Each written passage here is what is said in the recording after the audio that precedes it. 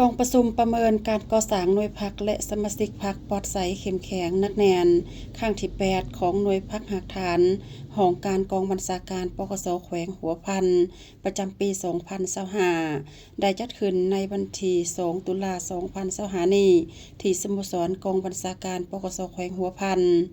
โดยการเป็นประธานของสหายพันโทโพไซพรอรุณศรีคณะพักกองบัญชาการเลขาหน่วยพักหักฐานห้องการกองบัญชาการปกส.แขวงและให้เกียรติเข้าร่วมของสหายพันเอกคำเล็กจันทร์สุริคณะพักกองบัญชาการห้องหัวหน้ากองบัญชาการปกส.แขวงหัวพันมีบรรดาสหายคณะหน่วยพักตลอดหอดสมาชิกพักสมบูรณ์3ห้อง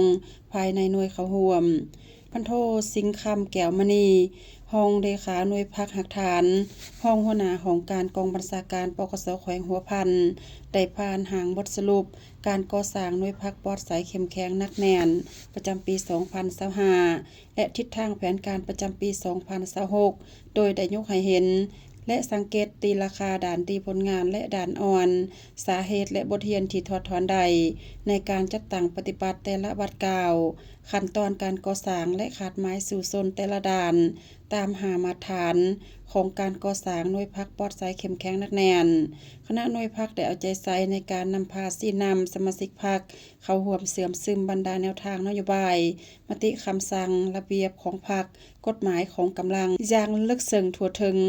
พร้อมทางใดยึดมั่นและเข้มงวดปฏิบัติตามหาหลักการ3ทิศนำของพรรคในการก่อสร้างและปรับปรุงพรรคโดยถือเอาการร่วมชีวิตพรรคแต่ละเดือนเพื่อก่อสร้างและปรับปรุงตำหนิส่งข่าวซึ่งกันและกันหน่วยพักหักฐานของการกองบัญชาการปกส.แขวงมีสมาชิกพรรคทั้งหมด32สหายยิง12สหายผ่านการจัดตั้งปฏิบัติประเมินเห็นบาสมาชิกแต่ละสหายแม่นใดจัดอยู่ในประเภทแข็งซึ่งกรมเอาหอยส่วนห้อยของสมาชิกพรรคทั้งหมดและหน่วยพรรคมีคะแนนรวม 9.6 คะแนนจัดอยู่ประเภทหน่วยพรรคแข็ง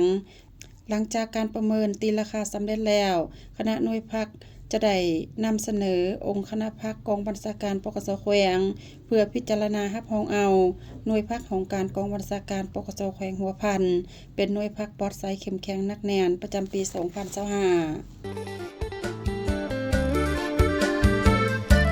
ตำรวจสืบสวนสอบสวนของตำรวจลาวมีบทบาทเลื่อมใสดังดาวพัฒนาก้าวเติบใหญ่เข้มแข็งภายใต้การนำคณะพักสีนำเบิ่งแยงอุ้มสู้เป็นพลังแห่งสีห่างสองแจ้งอยู่ทุกเวลาสืบสวนสอบหาบรรดาปัจจัยสาเหตุ